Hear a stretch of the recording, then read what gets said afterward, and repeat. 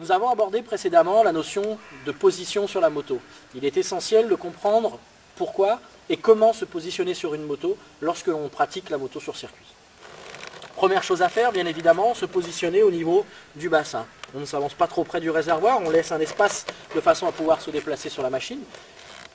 La position des jambes sur les repose-pieds, position des pieds principalement en appui. Lorsque vous voulez avoir de la force sur les repose-pieds, il est important d'être bien positionné.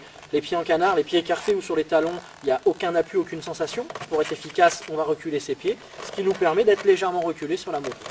Le buste sur la machine, la moto sur circuit est un sport. Pratiquer un sport nécessite évidemment une certaine condition physique et quelques efforts.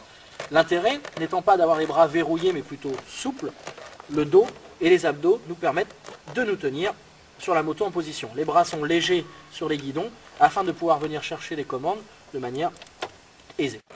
Mettons-nous en situation. L'intérêt maintenant de la position est de l'adapter aux différentes étapes du virage que nous avons évoqué tout à l'heure lors du dessin de la trajectoire. Vous arrivez dans votre phase de ligne droite, vous devez être groupé sur la moto afin de vous cacher derrière, profiter un maximum de l'aérodynamisme de la machine. On se redresse lors de la phase de freinage en verrouillant ses bras pour venir chercher ses commandes et ne pas lutter, ne pas subir la force lors du freinage, c'est-à-dire le transfert de masse. Toujours cette position conservée en appui sur les repose-pieds, jambes serrées pour maintenir l'unité avec la machine. Je suis groupé, je me redresse, déclenchement de virage, matérialisé bien évidemment par la porte de déclenchement. Le moment où on va changer d'attitude. Il s'agit maintenant d'appliquer ce que l'on appelle le déhanchement. Déhanchement, c'est une position qui va nous permettre de lutter contre une force que l'on connaît tous, qui est la force centrifuge, qui va emmener la moto vers l'extérieur du virage. L'intérêt pour faire tourner une moto lorsque cette moto va suffisamment vite, c'est d'incliner cette machine. Incliner la machine comporte forcément quelques risques. On va, grâce à un mouvement de corps, en déplaçant son poids, donc déplaçant en fait le centre de gravité, minimiser l'angle de la machine et utiliser un maximum de poids de corps pour inscrire cette moto dans le virage. L'appui qui va être constitué par le repose-pied, l'appui du pied sur le repose-pied, va permettre l'inclinaison de la moto. Si ça ne suffit pas, on va aussi bien évidemment utiliser le poids du corps sur l'avant de la machine afin de tirer sa machine, d'amener la machine à l'intérieur du virage, c'est-à-dire au point de corde. On va grâce à ça, bien évidemment, plier son bras intérieur, plier le coude, éloigner le buste de la moto, c'est-à-dire tendre le bras extérieur, plier le bras intérieur. Cette position va nous permettre, bien évidemment, de lutter un maximum contre la force centrifuge. Nous sommes maintenant au point de corde. L'intérêt au point de corde est bien évidemment de changer de phase. La phase de freinage, la phase d'entrée de virage étant terminée, il faut maintenant préparer l'accélération. Préparer l'accélération consiste en premier lieu à changer d'attitude, c'est-à-dire redresser la moto. Continuer à mettre de l'angle pourrait provoquer bien évidemment une perte d'adhérence de la roue arrière. Au niveau de la trajectoire, une variation de trajectoire, voire parfois ce qu'on appelle le survirage, rentrer trop à l'intérieur d'un virage, ce qui peut être délicat. Et bien évidemment, la phase d'accélération va consister à redresser la moto. Nous avons appuyé sur nos appuis repose-pied pour incliner la machine.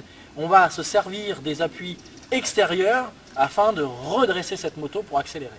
Chose difficile, il ne s'agit pas de se remettre en position sur sa selle, bien évidemment. C'est de rester en position afin de lutter toujours contre cette force centrifuge qui va être accentuée par l'accélération que vous allez demander à votre machine.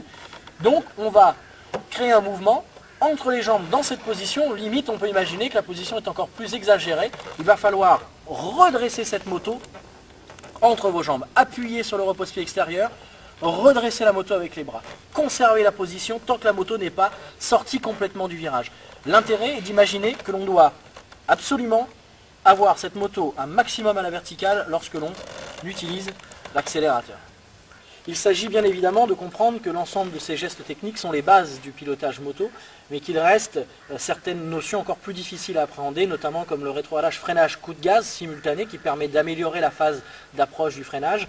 Lors des phases dynamiques, bien évidemment, plus le motard va vite, plus il est important de se déplacer rapidement sur la machine, et bien évidemment le lieu sur lequel on pratique la moto va aussi avoir une incidence.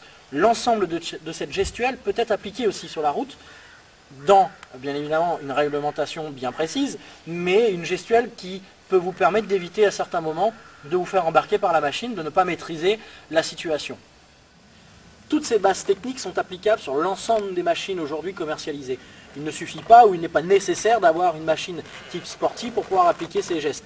Bien évidemment, sur la route, la majeure partie des motos qui circulent sont des motos plus basiques, style roadster, routière ou GT, mais toutes les machines sont capables de supporter cette gestuelle sur les motos. Il ne faut pas avoir peur de se déplacer. Bien évidemment, ce sera un gage de sécurité.